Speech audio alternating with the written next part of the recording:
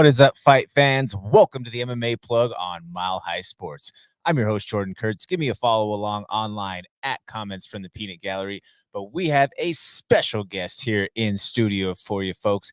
It smells like money in here. It is the man right here, Mr. 50K himself, Yusuf, the Moroccan Devil Zalal. How you doing, Yusuf boy? I'm good. I don't got no money. I don't know what y'all talking about. Well, that one's on public record this time, so I don't know what you're talking about, my man.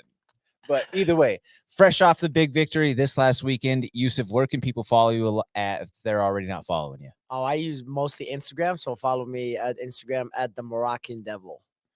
There you have it right there, folks. But before we dive into things here and talk a little bit more to Yusuf about his performance over the last weekend, I want to make sure that I give a shout out here to the crew at the Mile High Sports Network. There is no shortage of content going on right now across the core four of sports. You have football in full swing right now. You have winter sports taking off with the Avs and the Nuggets. There is, like I say, a ton of content going on all across the board there, especially the SCO Show and everybody across the mix here at the Mile High Sports Network. So make sure that you're checking them out, whether it be along these airwaves here, the website, the podcast side of things, the magazine, any of the merch drops. Check them out here at the Mile High Sports Network and hit those like, share, and subscribe buttons wherever possible. But, Yusuf, one thing that I always like to stress, and you can talk to it, speak to it from someone who has had a big appeal on the local scene throughout your career and throughout the different stages of your career. When we address our local shows that are coming up, I always like to stress the importance of, if you can, buy your tickets from the fighters or use that promo code for everybody when you're going through the point of sale system. And I mean, it's a big help for you, right? Especially for you, somebody who was able to sell a ton of tickets throughout the course of your career. I mean, that helps add to your appeal, but it also helps add to your paycheck. Oh, 100%, man. To not worry about, like, oh, I got a few grand coming in that I have to stress about so much, you know what I mean?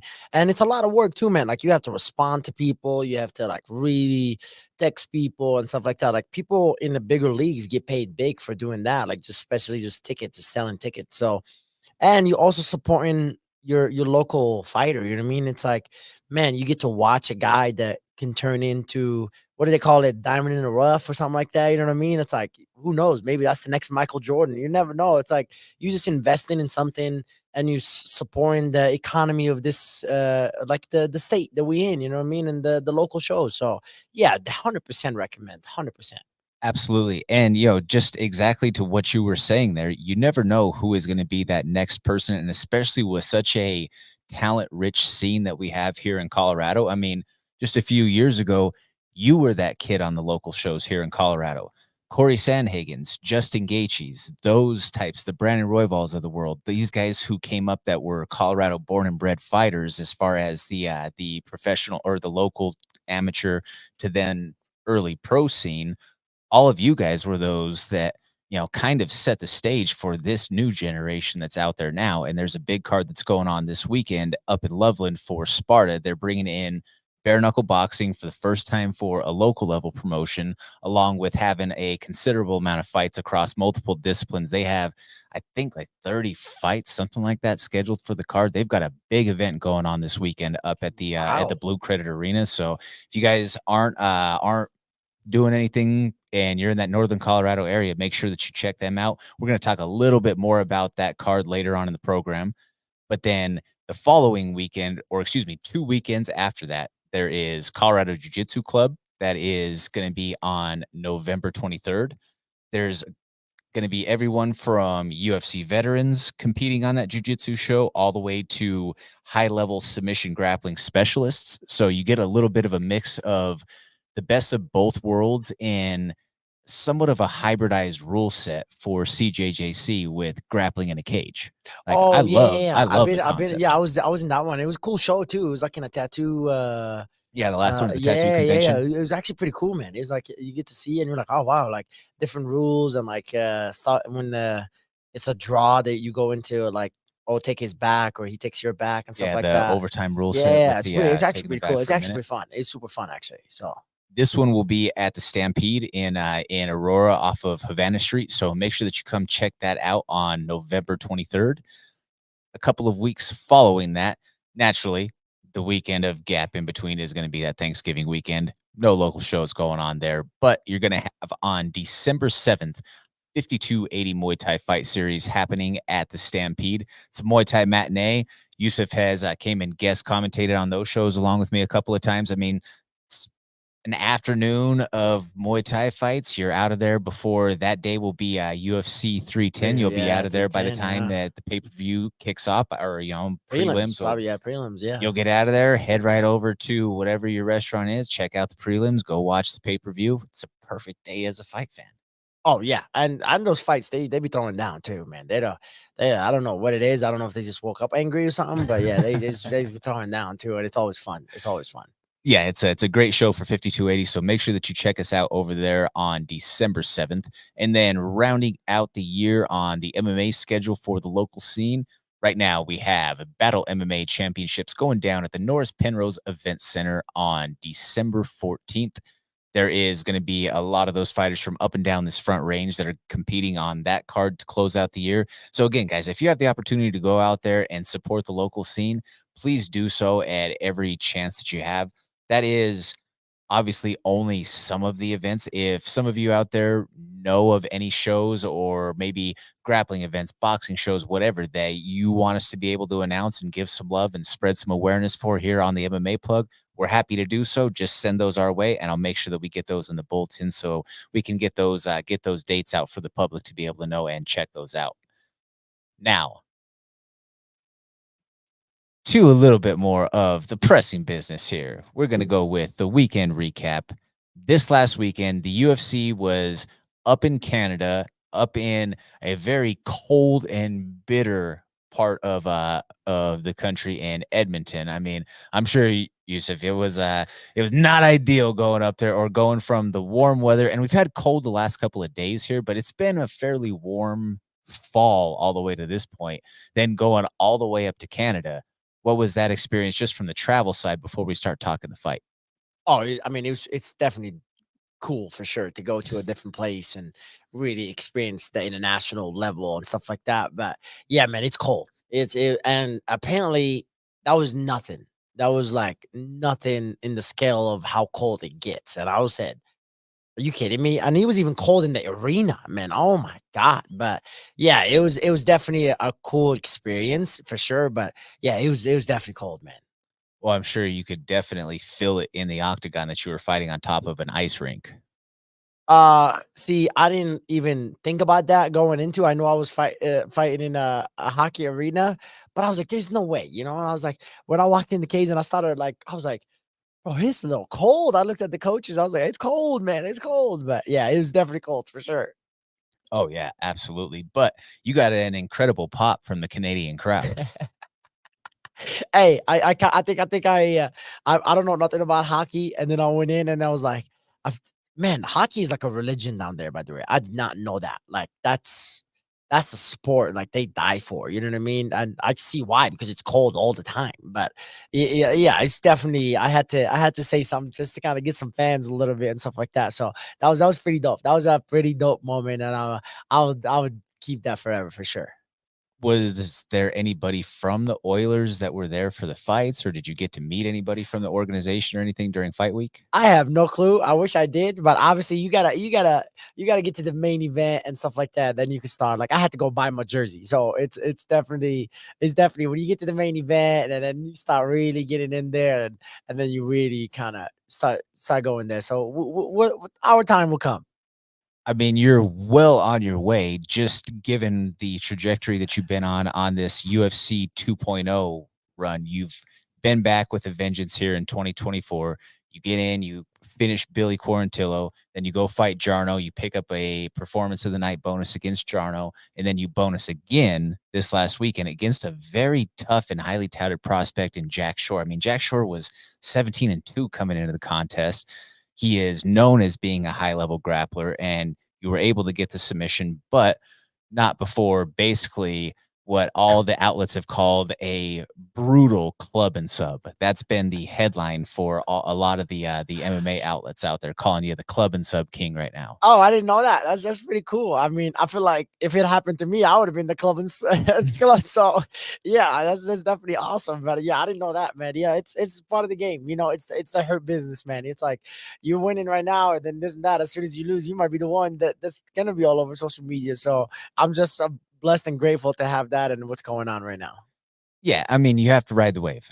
But at the same time, I think that it's very valid for the position that you took after the fight with some of the call outs that you had. You said that, hey, I'm ready to take this next step up. I'm willing to put myself in the fire to take the risks to get where I want to be in the long run.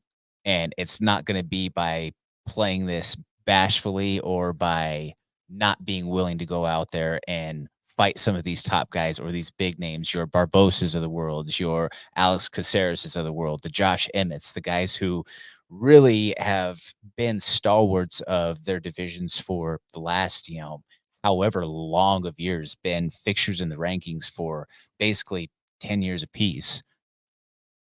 What would it mean for you to actually get the call for one of those opportunities? Oh, it means the world to me. It means to really go out there and all the things that you working for years and all these fights that you took in and the risks you took in to come to fruition and be like, okay, like now this is the step up. This is the more challenge. This is the one that's gonna motivate you and get you out of your bed even more and stuff like that. I feel like we get to a point then like I don't want to plateau. I want to take the risks to be great. I don't want to take a risk to be good. Like, oh, he's good. This, nah. No, like I want to be the guys to go against guys that are hard to finish and guys that are like really like you say, everybody knows the Barbosas of the world. Everybody knows Josh Emmett. Everybody knows these guys. So that's like my motivator. That's like my push to go and fight those guys. So yeah, it definitely means the world to me. And it will give the clarity in my head that hey, like your hard work does come to fruition and just keep at it and stay at it. And that's what matters in the end of the world.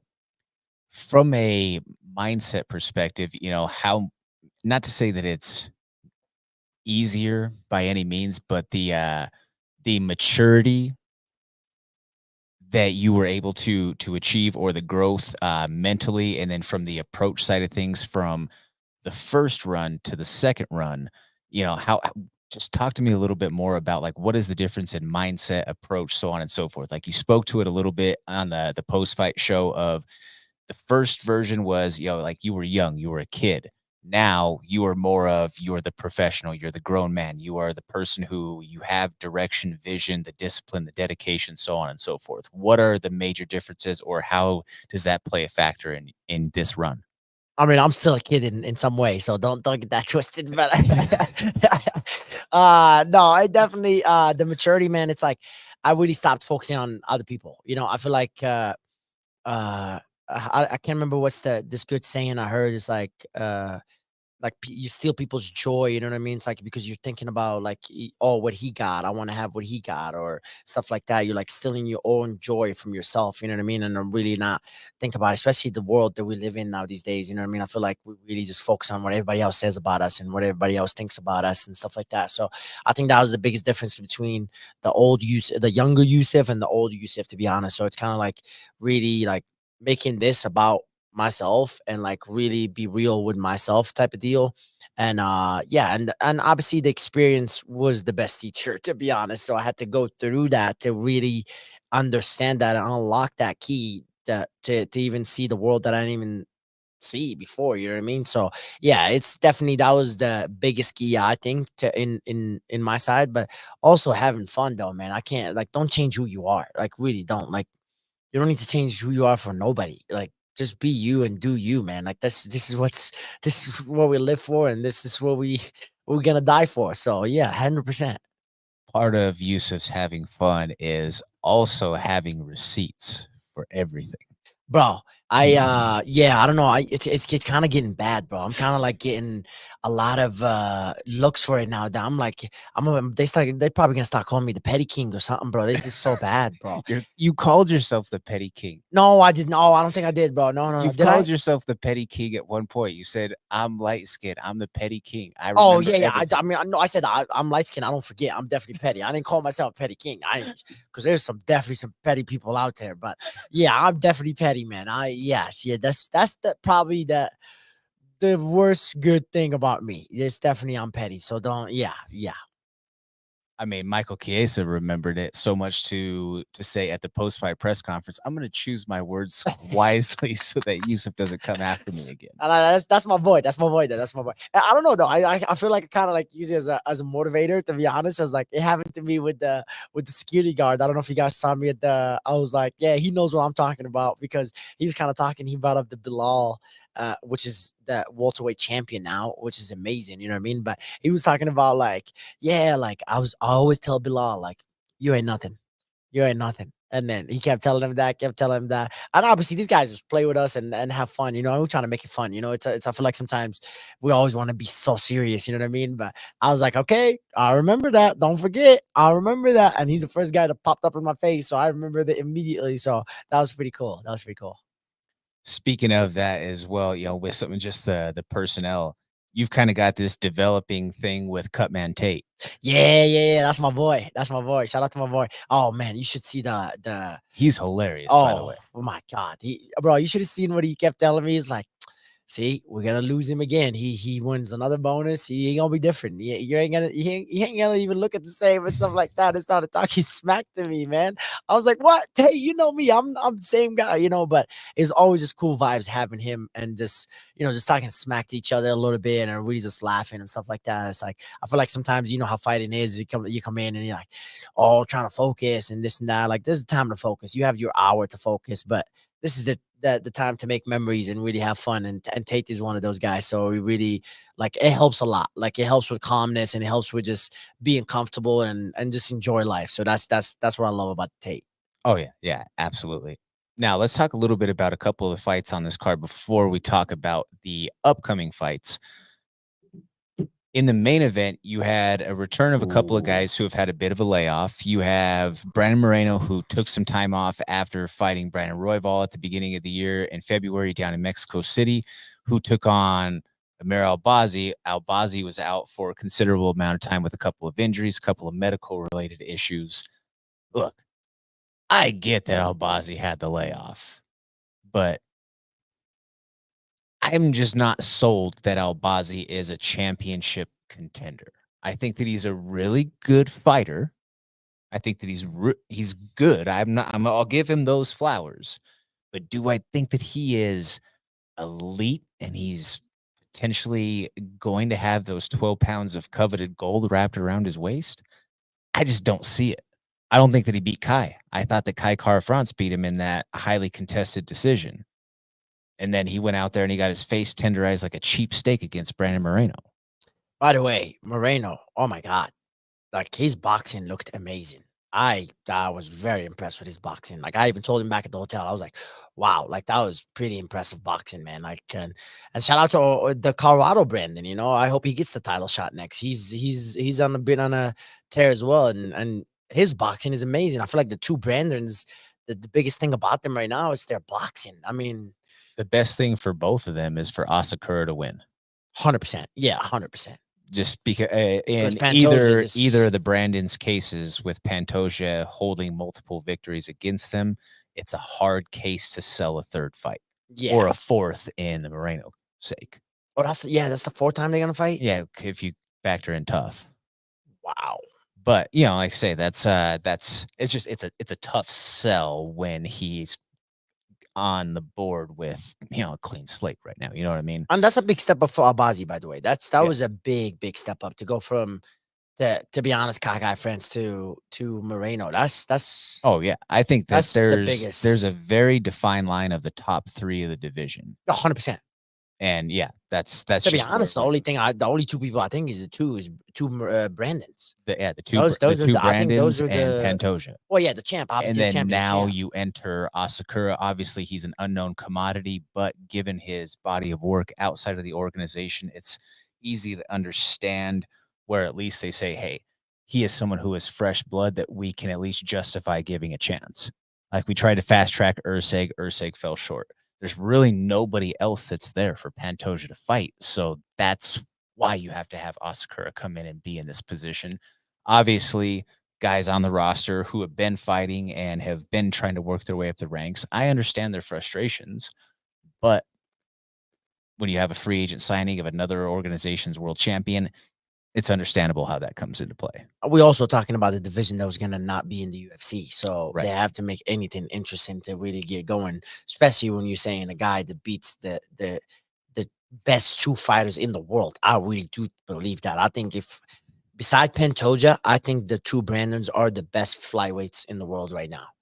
Hands Easily. down. Easily. So for me to go in and be like, yeah, they had to make some sort of an interesting thing, but that's why I said like give my boy Brandon Royval a title shot. But yeah, that's kind of I'm excited to see what he brings, and I think that's what people are looking more forward to, the excitement of what kind of striking he's gonna bring against Pantoja, and then is Pantoja gonna be able to wrestle and use his jiu-jitsu like he did with everybody else.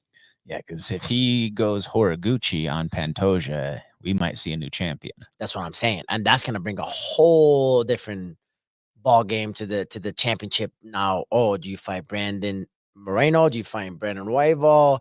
Do you fight all these guys? You got all these options because you never fought nobody in that division except Pantoja. So yeah, it's definitely gonna be. I'm excited for it. I can't wait. Oh, for sure, for sure. But let's move along to this weekend's card, which just so happens to be the 100th show at the Apex. Oh, this one is? This is UFC Vegas 100 this weekend. Shout out to Neil Magny, Colorado. Let's go. Yeah, Neil Magny. He is in the main event. He is number 15 ranked welterweight, taking on Carlos Prates. Now, all things considered, this is a very tough fight. I love Neil. Neil is an amazing person. He is an incredible leader on and off the mats for so many in the martial arts community. He is a guy who has fought nothing but the buzzsaw of prospects at welterweight over the course of the last few years. How long has he been ranked? For a couple of years, right? I mean, years now at this stage. And a guy who has been willing to step in on any sort of notice and take on the who's who. And shocking the world too. Yeah, I mean, hey, just 2 fights ago, he fought Mike Malott and knocked him out. Malott, yeah. And he was losing that fight too. Exactly.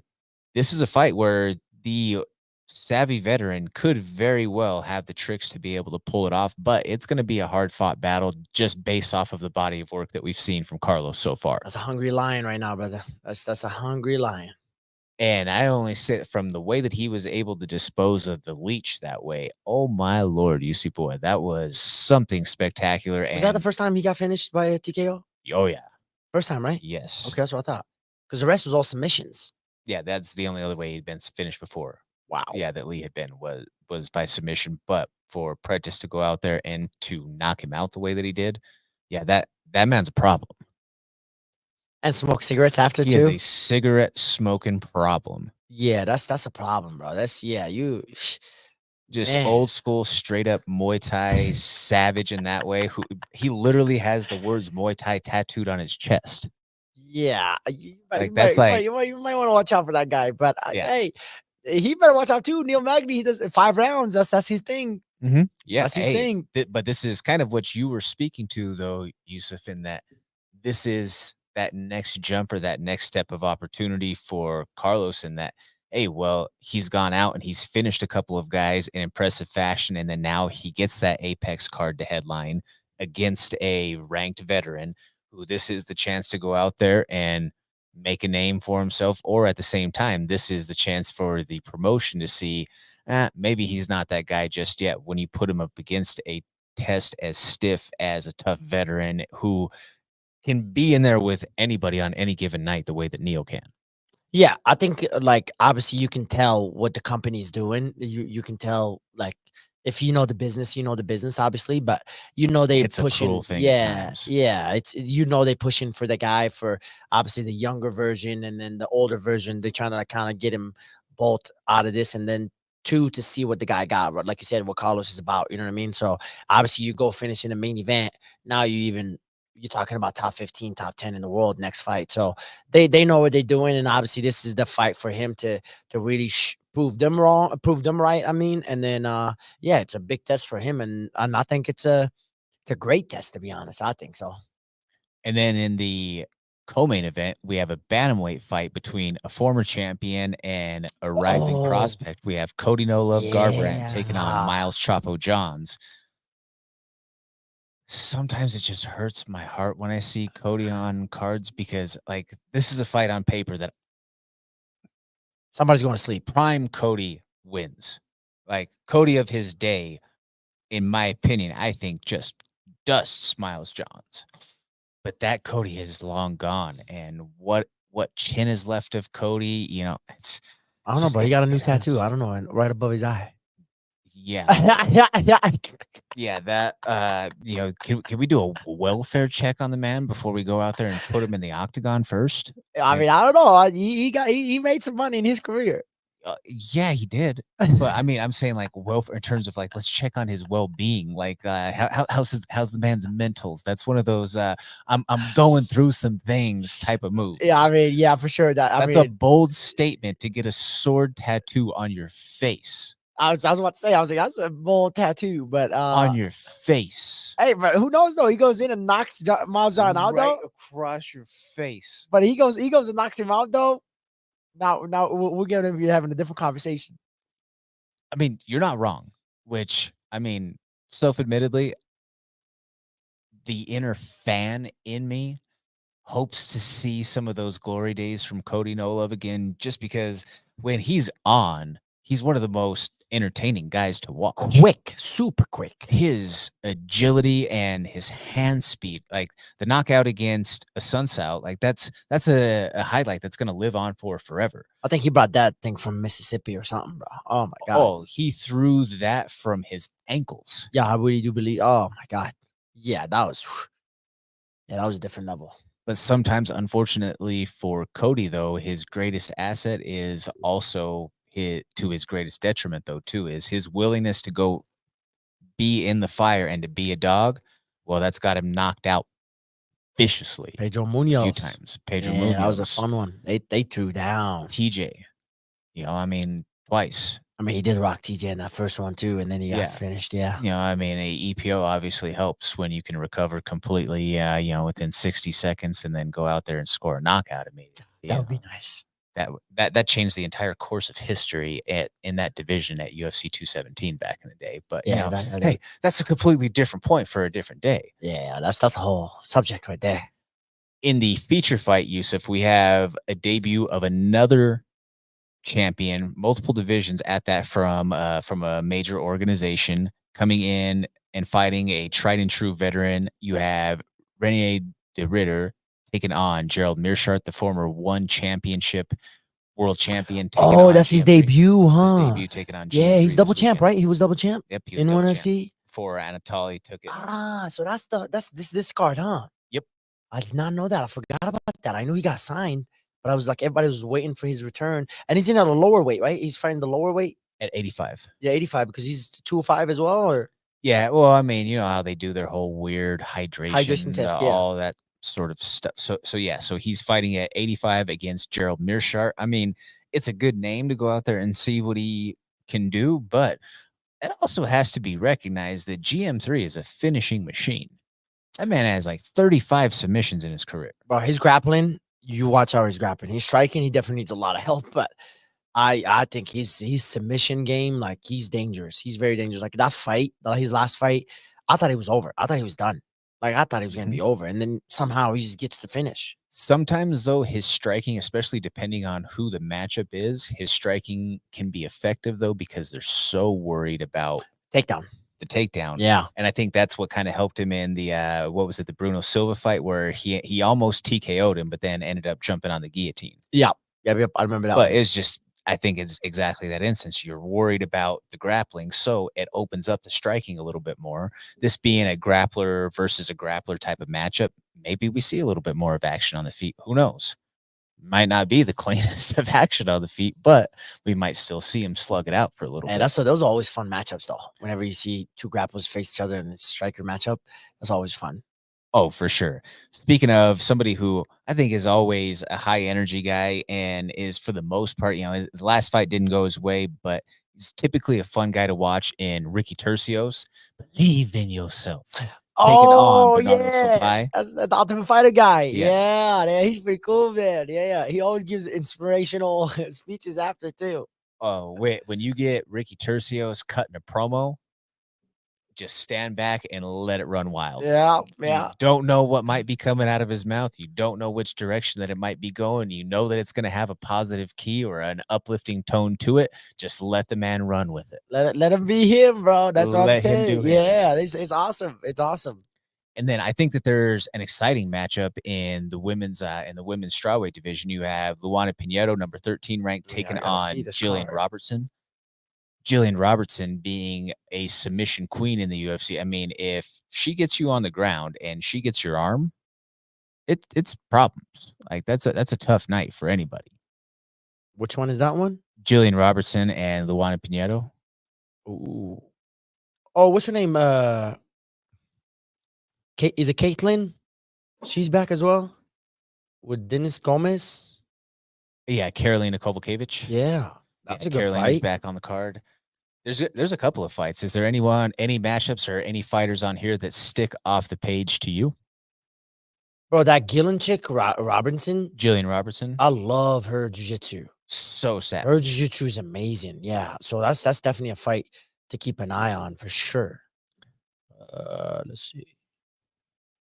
Gaston Bolanos taking on Cortavius Romeus. Cortavius being a newcomer to the UFC. Gaston being a well-known kickboxer. He hasn't had the greatest of runs here since he's been in the UFC. I saw that, yeah. But I mean, it's a chance for him to go out there and potentially try to get himself back on track. For those who don't know, no, Ilia Topuria is not fighting on the card this weekend. That is Gaston Bolanos. But if you were to put them next to each other, they do look alike. They do look without a chest tattoo. Yeah. If you were to just see them, walking down the street and just had a glance, brothers. It's tough. Yeah, it's tough to tell the difference between them in that way. What do you got? I think the exciting fight is Cody Stamen and Blackshear. Yeah, Damon Blackshear. So you've got experience with each of these guys. You fought Damon and you've trained with Cody. What are your thoughts on that fight? Man, Cody, he has the height for power and wrestling, obviously, and Damon is like is a little bit good grappling as well. But you see, I think he's gonna be the challenge of who can break the range better. So I think that's gonna be the challenge of that fight. But I think Cody, because Cody had the long layoff, didn't he? It's been a little bit. They both cut a lot of weight too to get to 35. Cody, oh my God. He gets up to like 160 something. Oh, he's a muscled up dude. He is a big, thick boy. For a short guy. Yeah.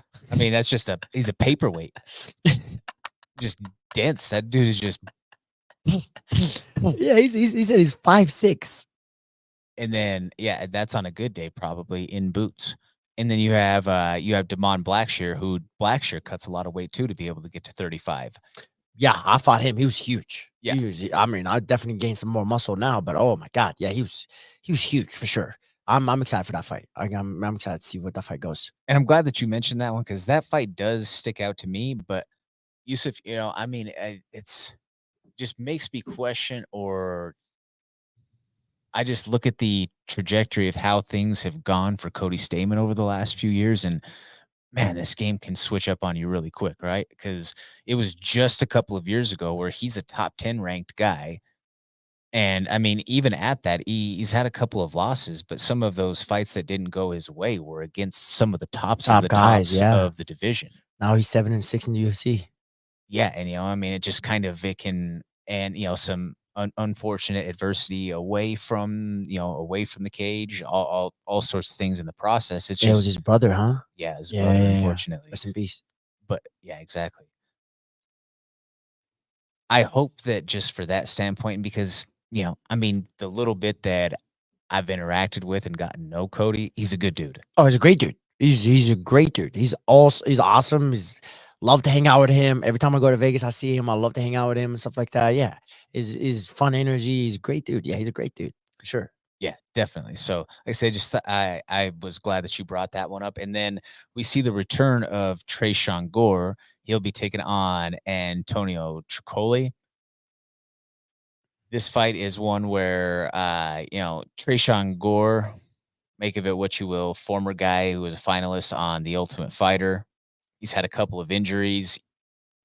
Most guys probably with that many setbacks of injuries or fights that he's had to withdraw from, they probably it's still only at a 5-2. They maybe get dropped at that point, but that's him with the tough push that he's still around in the mix. But that's not an easy fight against No, Tricoli. no. Lengthy, tall guy, really good striker. And Tricoli just fights angry. Yeah. Yeah. Yeah. And then who he fought? It was in Abu Dhabi. He fought it was Shara. Yeah, that was like a pretty good matchup for him, just short notice too. Well, I mean, he's fighting in the pickup line. He's fighting, trying to fight Bobby Green. He's trying to fight, the man got a little bit of anger issues. I don't know Something wrong why. with his medulla oblongata. Yeah, I don't know why, but He's got a attractive woman in his life named Mackenzie Dern, who is probably yeah, not making things easy for him. no comment, brother. Barely said right there. He's a cool dude, by the way. He's a very cool dude, at least for me. I met him multiple times. He followed me. I was trying to bring him to Denver to train with us. He was like, "Yeah, I want to come train at Factory X and stuff like that." So he was pretty cool with me. Like I had really fun with him. So I had so much fun with him. There you have it right there, straight from the source. Oh yeah. He was. His wife was right. Are they married? Him and Mackenzie, I don't believe they're married. No. Okay, so I called him No, he his just wife, but yeah, they were together, so I was kind of like trying to keep him along and just move on, you know. That must be hard though, man. Like you really have an attractive woman. Like for me, like I'll be happy as hell. I'm like, yeah, like telling my girl, but also like it's kind of hard at the level that you are, especially if you're fighting both fighters and the level she's at and where you at. It's yeah, it's gonna test a lot of manhood stuff. So for sure. Yep, we will leave it at that. This weekend at the Blue Credit Arena in Loveland, you have Sparta 104, Blood and Glory going down. There is, like I say, going to be a slate of bare knuckle boxing fights that are ushering it in at the local level here in the state of Colorado. There's going to be some familiar faces of veterans from the years past, from boxing to MMA to kickboxing shows. Some who have competed on some of the other bare knuckle promotions, like your BYBs to BKFC or the Prospect Series. Some of those that have came around, or so on and so forth. So that ushers in a new era of combat sports here to the state of Colorado, along with a multitude of MMA fights to boxing, kickboxing, so on and so forth. But one of the biggest fights to me that sticks out on the entire bout sheet, and it's a kid who I've had the pleasure of being able to watch from the very beginning of his amateur career. He's now going to be making his pro debut, and that's Samuel Henriquez. Oh yeah, I know that kid. Yeah, he's going to be. There's a lot of talk Jose about Gomez. him too. Oh man, there's a lot of talk about him. That kid is he's something else. Bro. Yeah, a lot of like high level guys are talking about him too. So there's like they trained with him before and stuff like that. So yeah, a lot of people. I don't think I watched him live. Did I?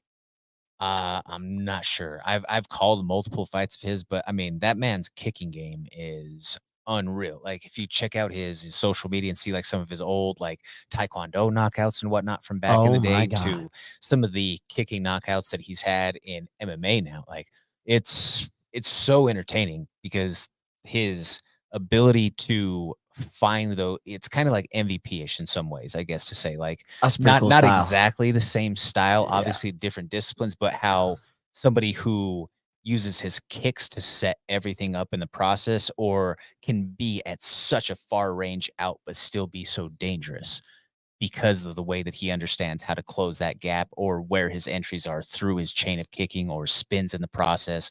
Like the spinning and the acrobatics that he's able to do and the coordination and the process, just like, how are you able to do this in the midst of a fire while somebody else is coming at you with a head full of steam and still land it? It's beyond me. But this kid is entertaining. Yeah. This is one of those diamonds in the rough that Yusuf was talking about earlier to keep your eyes on, to check out this weekend. Yeah, it's definitely that style it brings excitement too, and obviously brings knockouts, so it's everybody wants to see. So yeah, definitely keep an eye on that. There is a fight for the vacant lightweight championship going down between Zeke Alirez taking on Tommy Lozano. Zeke Alirez, a high level wrestler who is coming into this matchup. He's taking on Tommy Lozano, who Tommy Lozano, Marine Corps veteran as well. Those boys both want to go in there and fight with a head full of steam. They want to scrap. I think that the fans are in store for a fight between those two. I mean, you have Tommy Lozano, who he represents sub pounds, does a lot of training with some of the guys over there at Genesis, so on and so forth. Zeke Alirez being a top notch guy out of Northern Colorado. Again, you're just going to have two guys who they love to get angry and mean and go in there and scrap it out. And I think that this is a matchup that, regardless of who walks out of there with the belt, the fans win in this fight.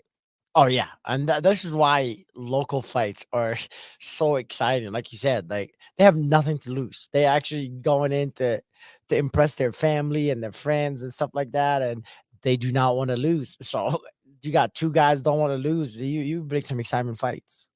Oh, yeah, yeah. You're gonna have some guys going out there and trying to just absolutely get with it in the process.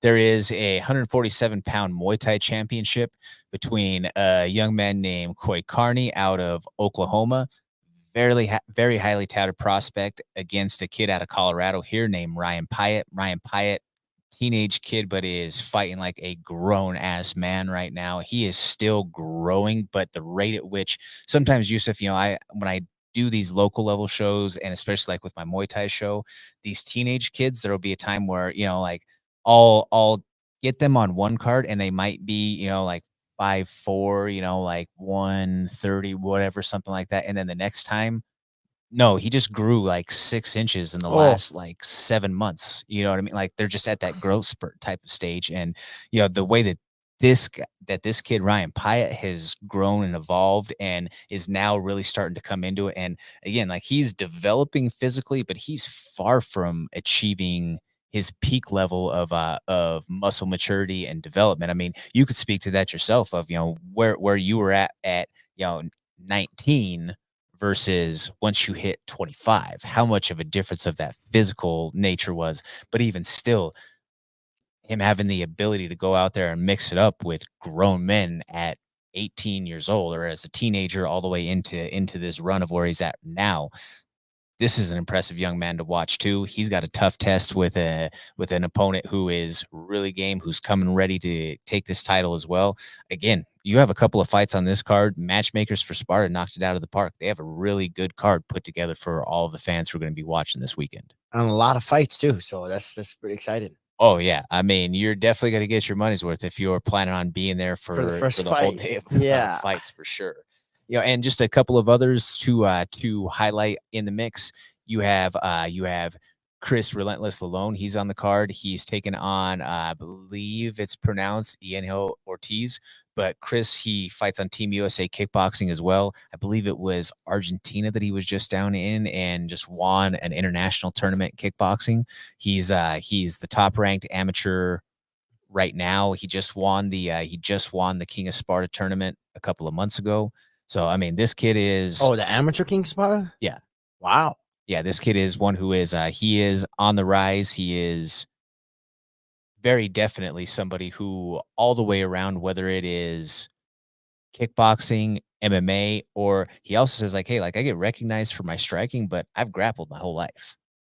So he said, like, I just don't get the love on that side of things yet, but I want to keep on going out there and putting myself in the fire, taking those risks on these stages, going and traveling internationally like he just did, and trying to gain the experience to ultimately become the superstar that he wants to be. And that's a kid who understands branding, who understands the business, who understands the actual professional aspect of this game. Both of his parents were fighters.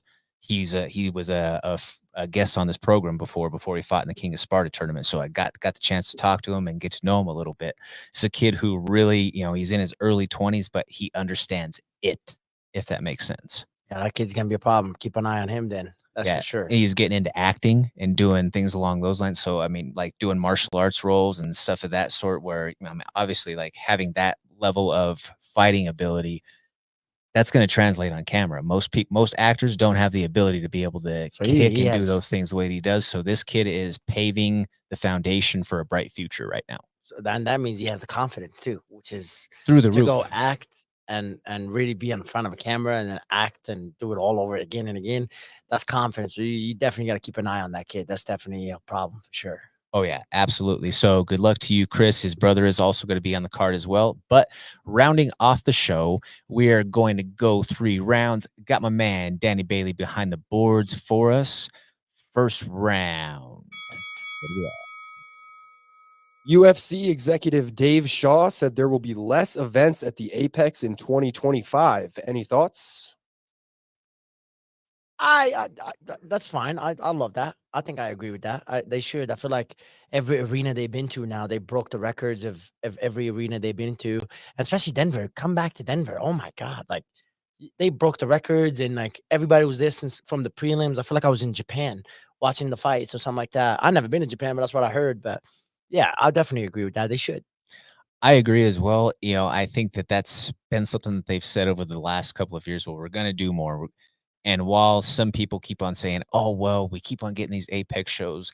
Well, yes, there are still going to be Apex shows. And I understand from the business perspective, the utility of it.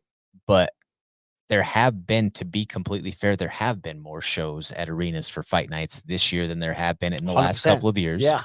And if they continue with the run rate that they're at, well, then yeah, it's understandable where there's going to be more for next year, and especially if they're expanding into more international territories the way that has been proposed, it's very reasonable to see that yes, they will be to more fan-based events in 2025.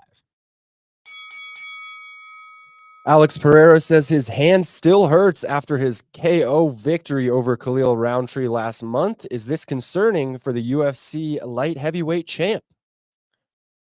I don't know that it's necessarily concerning given that it's only a couple of weeks following the fight, but I do believe that that's all the more reason that all this talk of pushing for him to be a short notice fill-in at UFC 310 against Magomed Ankalaev should not be a thing.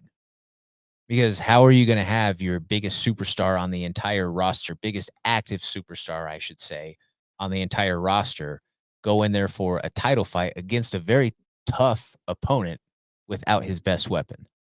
Makes no Bro, sense. I don't even know how that his arms or his hands don't hurt for months. I mean, the way he hits people, oh my God. Like, and poor Khalil, you see his face? Oh my God. Like, I would have for sure broke my hand. I would have been out for a long time right now. So that's definitely there's a little concern. But yeah, you're 100% correct. Like that definitely there's no you fought enough this year, but also you got to look at his age though too. So that's why I feel like he's jumping on every opportunity and making the best out of it too. So yeah, that's definitely concerning and hope he gets well and gets better because I love seeing the knockouts that he do. So definitely want to see that. 100%. Michael Venom Page tops Carlos Condit in a fun grappling match in a Polaris 30 main event. Did you catch it? It was fun. I did not. It was fun to see between them. It was just in general, I was happy to see Carlos Condit back out there in the mix of things. Just, I mean, the natural born killer. He's been a fan friendly guy ever since he's been on the scene. He was a UFC interim champion and just, he got a fan friendly response. And for him to just look like he was, he got to kind of have his own roses for a minute, if you will, to get that recognition, even though he obviously didn't get the victory. But it was just fun to see him back out there in the mix, but it was also fun because Michael Venom Page is entertaining no matter what he does. No matter what that man chooses to do, he could be sitting there and tying his shoes, and he's going to find a way to make you want to watch him do it. 100%. And he knows how to talk too. So that kind of helps a lot too. I didn't even know they actually went at it. So I definitely missed it. But how did I mean, how did that, understandable. I mean, you get the pass for not seeing some things over the weekend. I was like, how did the MVP do? I mean, he won. He won, Decision? but yeah, it was a decision in that way. But like I say, it was fun to watch in that way, just to see them both out there in the mix and competing. And MVP, like I say, he kind of taunted in the mix, a little bit of showmanship, a little bit of gamesman in the process, and it was what you would imagine MVP doing anything doing. He's going to find a way to put a little flair and extra razzle dazzle onto it. I gotta go rewatch that for sure then. But just like that, folks, we are all out of time. We want to thank you all so much for tuning in with us each and every week for this original combat sports programming. I want to thank my man, Danny Bailey, behind the boards, holding it down for us. An extra special thank you to Yusuf the Moroccan Devil Zalal for coming in and joining us here in studio today after his sensational performance this last weekend at UFC Edmonton. I'm Jordan Kurtz. You can give me a follow along online at Comments from the Peanut Gallery. We will see you next week, same time, same place. This is the MMA Plug on Mile High Sports.